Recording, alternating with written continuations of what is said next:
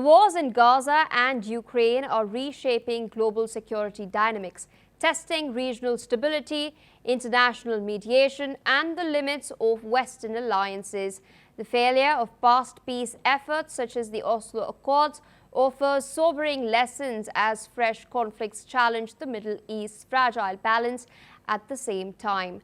Russia's war in Ukraine is redefining its global role, straining ties with the West and raising urgent questions about NATO's unity and endurance. Now, beyond the battlefield, non-NATO states, U.S. involvement and shifting policies under a changing leadership further complicate the search for peace and sustainable security order. Joining us now is Dr. Anna Matveeva, Senior Visiting Research Fellow at the Russia Institute at King's College, London. She is both an academic and a practitioner specializing in conflict and peace studies, peace building, and the role of post-Soviet citizens in violent extremism. Her research spans conflicts in Ukraine, Syria, the Caucasus, and the Central Asia, alongside Russia's policies in these regions, building on an early academic foundation in Afghanistan.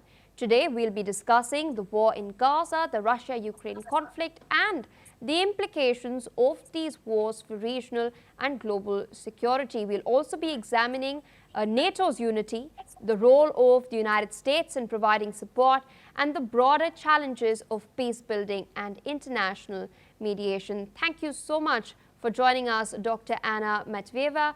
My very first question to you is, given your experience in conflict zones, how do you see the Israel-Gaza war reshaping regional dynamics in the Middle East, particularly in terms of learnings from the failure of the Oslo Accord and international mediation?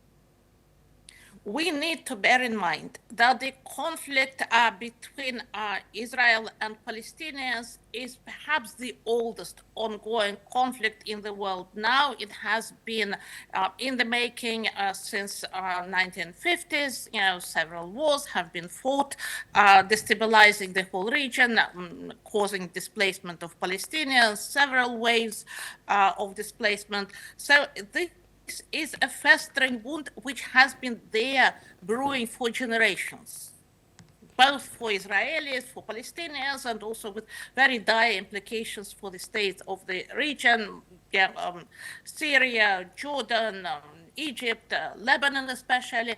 So that is something where you would think the world of peace builders, peacemakers, all responsible global citizens would want to put their efforts in bringing it to some kind of sustainable and dignified end. Oslo Accords were supposed to do just that. That was also an occasion when different international players have been playing in unison. There was no geopolitics involved in that. Basically, everybody wanted to achieve a solution. Now we see that it has arrived to a complete failure, if we call it a spade a spade.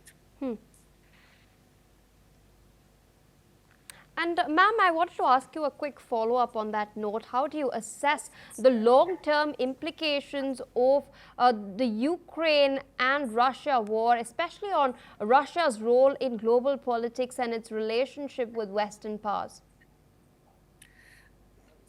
There are kind of three layers in this question. One is what the conflict in Ukraine tells us about the future war and future warfare. And that is rapidly changing every week. So we would think that in terms of long-term implications, we would see completely, if we were to see future wars, they will be based on a really very much advanced experience of this war. For example, use of not only drones, but also robots, for example, as combatants, which will save human life. So that's one long-term implication. The other implication is the reshaping global security order, the maybe downgrading of the role of NATO, maybe also some kind of direct Russia-US and China, Russia-US, China sort of role in forming new global security order in which Europe would appear probably just one of the players rather than being the global player. And also the future of Russian-Ukrainian relations, because all wars end in peace. And Russians and Ukrainians would have to relearn how to live alongside each other. Indeed, ma'am. And from a peace building perspective, since you've spoken about the fact that peace would be eventually achieved, what would a realistic framework for negotiations between Ukraine and Russia look like? Is one even possible today, considering we're seeing an escalation in the attacks? Escalation and attempts of making peace normally go hand in hand. It is nothing surprising.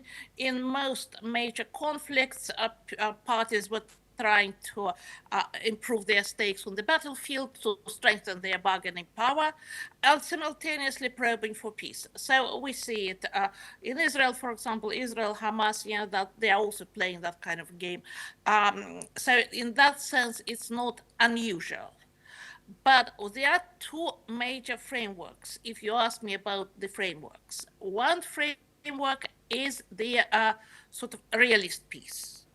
That's what President Trump essentially is proposing. Transactional peace, bargaining power, national interest here and there, compromise which both sides gain enough to be able to live with. Yes, maybe compromise and not entirely fair, but it's still better than continuation of war. This is not a normative peace. It's a realist peace. It doesn't really pay huge attention to human rights, justice, bringing kind of this liberal norms into being. It just makes peace. The other framework, which Europe and within Ukrainian leadership stand by, is normative peace, which is based on the idea of liberalism, justice, international norms, respect for international order, and that kind of very lofty, normative, high-minded considerations, which we all would want to see, but in practice are much more difficult to achieve rather than transactional peace based on bargaining power. And speaking of Europe, NATO has been reinvigorated by the conflict in Ukraine. Do you think this unity will endure, or could divisions emerge as the war drags on? Actually, we have not seen NATO as an organization really doing much apart from talking. There are individual NATO members who are doing things like, for example, the United Kingdom helping Ukraine, very much, in the field, providing assistance, providing advices, providing training, and kind of being really very, very much engaged. And a number of other European countries, Poland, for example. Other member states, for example, Turkey, try to kind of play both sides, trying to milk both cows. Some NATO member states are really looking the other way. So we have not, like in Afghanistan, we have seen NATO intervention. In Western Balkans, we have seen NATO intervention. In Ukraine, there is a lot of talk. NATO really wants to stay relevant, but it is really European Commission and the member states who have the power. And how might European states outside NATO, such as those in the Caucasus or Central Asia, navigate their security choices amidst the growing tensions in the region? They certainly have to play a very careful game, because they cannot change geography. They also cannot change their economics. And these two considerations necessitate reasonably amicable relations with Russia. If we take Georgia, its previous government under Mikhail Saakashvili did everything it could to distance Georgia from Russia. But it could not take Georgia to another continent. Russia is still the neighbor and the dominant economic power, so the next government had to rebalance that kind of equation. And everybody else sort of looked at that example and thought, yes, okay, we want to diversify foreign policy options. For example, we want to trade with India, we want to trade with China, we want also to have good relations with the Arab world, with the Gulf states. They are big investors, but Russia is important, and we do not really want to fundamentally upset this relationship. And ma'am, in your assessment, what are the potential risks and consequences of the United States providing Ukraine with intelligence on targets inside Russia, specifically energy infrastructure, as well as the Tomahawk missile negotiations for which are taking place? I don't think that it is something significant militarily, and I will tell you why. One is that the US already provides intelligence.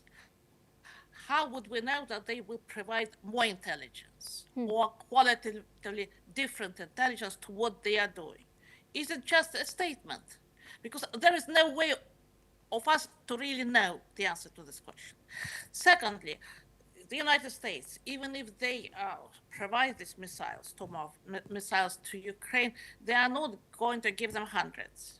So, if they will be, singular missile strikes every 2-3 months, they will damage some oil refinery. But Ukrainians already do it with the weapons which they manufacture. They conduct these drone strikes. That certainly inconveniences Russia. It certainly angers Russian public, but in terms of dealing a decisive blow, then you need to have escalation of massive proportion. I don't think that President Trump wants to do that. He wants to look tough at that particular moment, but I don't think that he wants to take steps towards really significant escalation.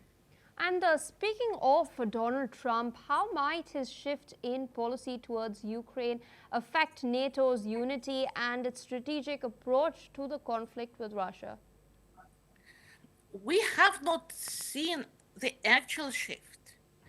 President Trump started to make harsher statements towards Russia, to which Russians respond saying, well, we are committed to dialogue, we respect the president, we very much want to deal with the administration. Yes, they have their national interests, we have our national interests, so, but on that kind of, we can bargain around them. So they are not being kind of provoked by escalating their rhetoric.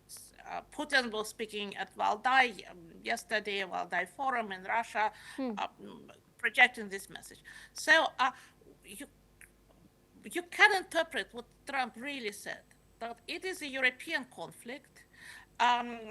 If America can make money out of it, that's only good for the US defense industry. But it's basically for Europeans to buy American weapons, supply them to Ukraine, and provide the infrastructure and logistics and training and what have you for this conflict. So I think that he is really putting the game into European court, like saying, well, hey, I am a tough guy. I'm levying these taxes on India. Well, members of European Union continue to benefit from cheap Russian oil. Yes. And many other member states also buy cheaper Russian LNG. So kind of, let's be fair to each other. That's Trump's message, I think. All right, with that, I would like to thank you, Dr. Anna Matveeva, for joining us and speaking to us on Focal Length. With that, viewers, it's a wrap on this episode of The Focal Length. For more international news, updates and perspectives, stay tuned on NewsX World.